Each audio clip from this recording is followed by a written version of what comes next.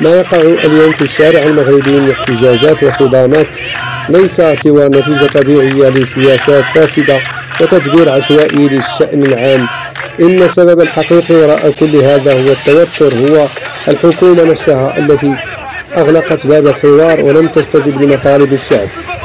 يؤكد أن المتظاهرين لم يخرجوا عبثا، وإنما خرجوا من أجل حقوق مشروعة لا تقبل التفاوض ولا النقاش، وهي الحق في التمدرس المجاني واللائق، الحق في التطبيب الكريم والمتاح للجميع، الحق في العيش الكريم بكرامة وعدالة اجتماعية.